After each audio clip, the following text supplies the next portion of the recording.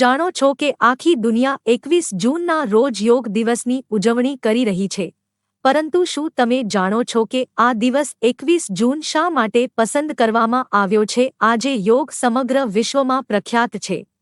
ઘણા દેશોમાં યોગને સ્વાસ્થ્ય લાભો માટે એક મહત્વપૂર્ણ માધ્યમ માનવામાં આવે છે.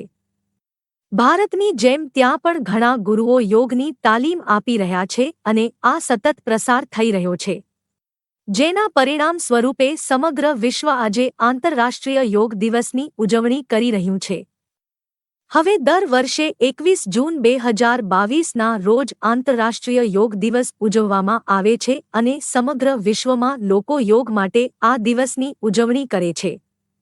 ભારતના કારણે જ યોગને આટલું સન્માન મળ્યું છે અને 2015થી 21 મીટર જૂને આંતરરાષ્ટ્રીય યોગ દિવસની ઉજવણી કરવામાં આવે ત્યારે વડોદરા મહાનગરપાલિકા દ્વારા વડોદરા શહેર સુરસાગર ખાતે આવેલ પરફોર્મિંગ આર્ટ્સ પાસે યોગ તાલીમ શિબિરનું આયોજન કરવામાં આવ્યું હતું, જેમાં વોર્ડ નંબર 13ના અને 14ના સ્થાનિક નગર સેવકની હાજરી જોવા મળી હતી. સાથે આટલા મોટા કાર્યક્રમમાં 200 લોકો જ જોડાયા હતા. સાથે બંને સાઈડના રોડ બંધ કરી દેવામાં આવ્યા હતા.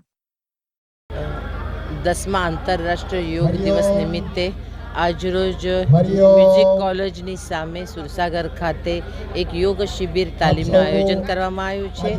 આ તાલીમમાં સૌ યોગ શિબિરાર્થીઓ પણ અહીંયા આવ્યા છે અને સૌ કોઈ ઉપસ્થિત છે, કારણ કે આપણા દેશના યશસ્વી વડાપ્રધાન આદરણીય નરેન્દ્રભાઈ મોદીજીએ 21 જૂન એ આંતરરાષ્ટ્રીય યોગ દિવસ તરીકે જ્યારે મનાવવામાં આવે છે, દેશ વિદેશમાં યોગ દિવસ મનાવવામાં આવે છે અને યોગ કરો, સ્વસ્થ રહો, મસ્ત રહો અને સૌના સાથ સહકાર, વિશ્વાસ અને પ્રયત્નોથી આ યોગ દિવસ ખૂબ સારી રીતે ઉજવવામાં આવે છે.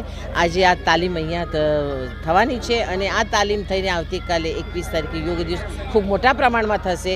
આપના માધ્યમથી સૌ કોઈને હું એક જ મેસેજ આપવા માંગીશ કે સૌ કોઈ યોગ કરે, મસ્ત રહે, સ્વસ્થ રહે. ધન્યવાદ. ભારત માતા કી જય.